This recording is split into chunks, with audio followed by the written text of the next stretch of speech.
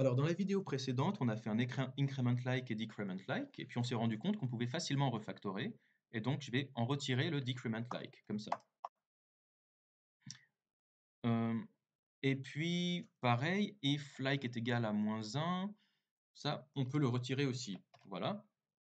Maintenant, je peux lui dire if like est égal à 1, ou bien like est égal à -1, faire increment like, en lui passant le like ici. Et ensuite, ce qui était bien, c'est que nous, on avait dit, bon, regarde, le produit, il a une array qui est de les utilisateurs qui ont liké et les utilisateurs qui ont disliké.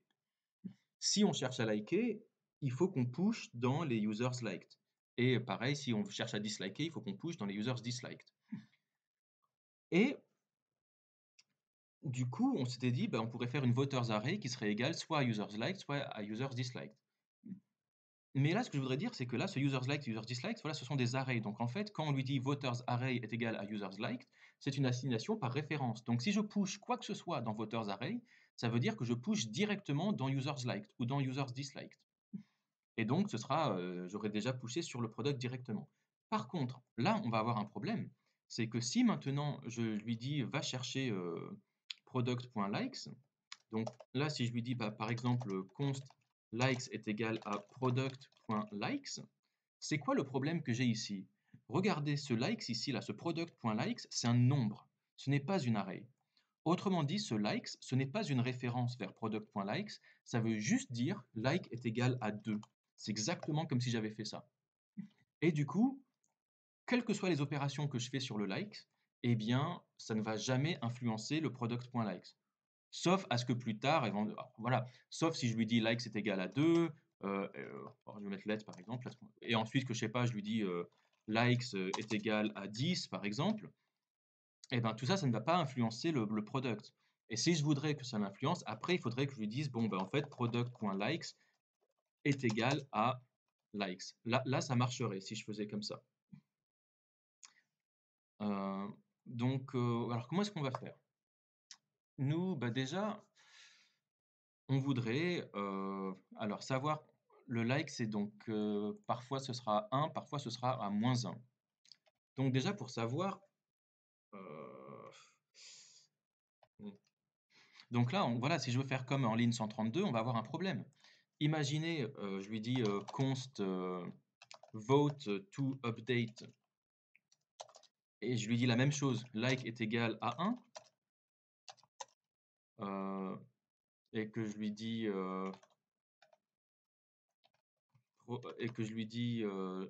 likes ou dislikes. Ça, alors ça peut marcher, mais alors va falloir que j'aille chercher cette fois. Voyez, là, je ne peux pas faire const likes, dislikes est égal à product. Si je fais ça, là, je fabrique que des copies. Autrement dit, là, ça veut dire que mes likes et dislikes ils sont égaux à 2 et 0. Alors, donc du coup, ensuite, si je fais un vote to update est égal à like à likes ou dislikes, si je fais ça, ça veut dire que mon vote to update, pareil, ce sera juste 0 ou 2. Et donc ensuite, je pourrais faire ce que je veux dessus, ce sera complètement déconnecté du produit final. Donc ça, c'est pas super. À la place de likes et dislikes, je vais leur mettre plutôt product.likes et product.dislikes. Et là, ça marchera. Voilà, donc du coup, ça, au-dessus, je peux supprimer. Voilà. Et ensuite, je peux dire vote to update. Alors, je peux dire plus, ouais, ça pourrait marcher. Ah non, non, donc c'est ce qu'il me dit. Non, non, non, pas possible. Vote to update est une constante. Oui. Donc si c'est une constante, ça veut dire que pour lui, là, on est sur un nombre. Ouais, effectivement. Ok. Alors on va quand même vérifier qu'on est sur deux trucs différents. Regardez, si je lui dis product.likes est égal à 1000, après je lui dis console.log vote to update et product.likes, normalement ce sera les mêmes. Ça devrait être les mêmes, mais je pense que ce ne sera pas les mêmes. puisque là, on a une assignation par valeur. Je vais quand même vérifier. Donc, si je fais hop, un like, hop. Ah non, le likes.mil, il a marché. Et le likes aussi. Ok, donc ça veut dire qu'on a le droit de faire une assignation comme ça. Ok, bon. Dans ces cas-là, on va updater directement le product.likes. Alors le vote to update plutôt, pardon. Alors, on va lui dire vote to update. Et puis, alors du coup, c'est pas un const, ce sera un let. Vote to update plus plus. Et ça devrait marcher. Du coup, on peut retirer ça. Et puis maintenant, pour tester, on pourrait dire, bon, une fois qu'on a fait le update vote, on pourrait lui dire, eh bien, va faire un product.save.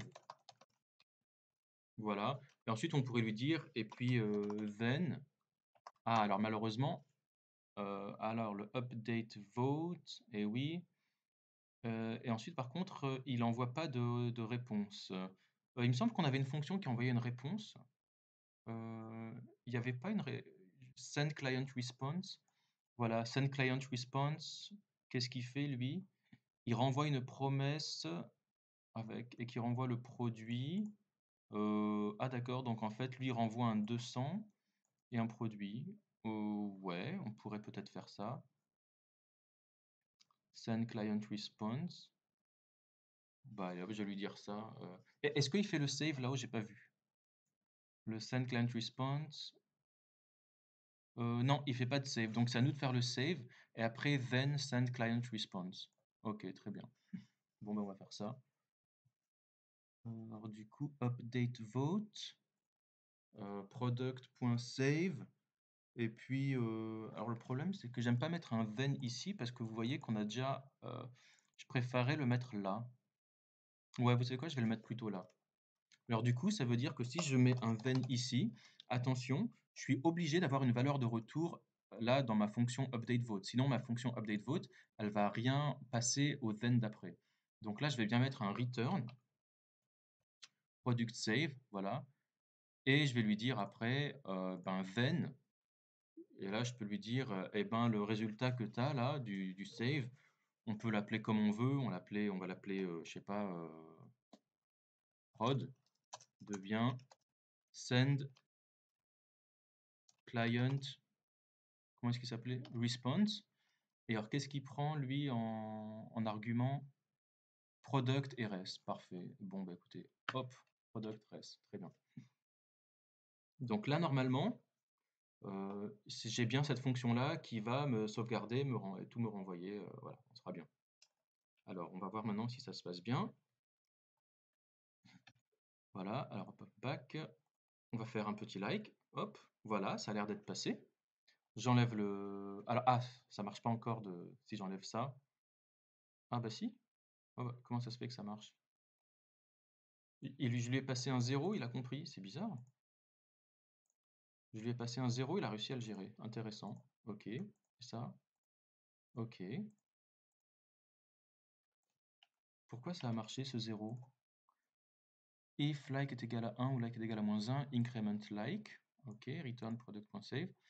Mais j'ai pas mis la fonction, le cas où le like est égal à 0. Oui, alors excusez-moi, c'était un petit bug que j'avais fait hors vidéo. Ok, c'est réglé. Bien, du coup, on a fait donc le like est égal à 1 et le like est égal à -1. Maintenant, ce serait bien de gérer le cas où bah, le like est égal à 0. Alors, j'aurais tendance à dire, bon, bah maintenant, regarde, if like est égal à 0, ben reset vote. Alors ma question c'est, est-ce que j'ai vraiment besoin de mettre est-ce que if like est égal à 0? Est-ce que j'ai vraiment besoin? Parce que regardez, là-haut, euh, j'ai dit si c'est égal à autre chose que 0, 1 ou -1, tu t'arrêtes. Donc ça veut dire que maintenant, on est sûr que le like c'est soit 1, soit -1, soit 0. Là j'ai dit si like est égal à 1 ou est égal à -1, tu fais increment like. On pourrait aussi lui dire que tu t'arrêtes immédiatement et que tu vas pas plus loin. Si c'est 1 ou -1, tu passes immédiatement le relais à increment like. Donc je pourrais faire ça. Pour ça, il faudrait que je lui mette un return. Et alors du coup, ça veut dire que s'il passe à la ligne d'après, maintenant je peux retirer le like est égal à 0, puisque ça veut dire qu'il est forcément est égal à 0 s'il arrive à la ligne d'après.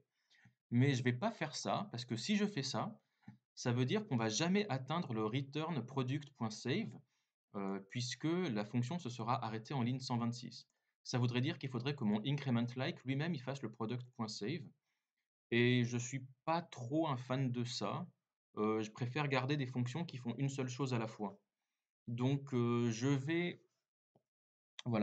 enlever cette return. Voilà, je vais faire CTRL Z et puis je vais enlever ce return et puis je vais juste lui dire, voilà, if like est égal à 0, reset vote. Au passage, vous voyez que j'ai toujours pas besoin de mettre un else, hein. Donc voilà, là je vais mettre une fonction reset vote et puis on va pouvoir le faire dans la vidéo d'après. À tout de suite.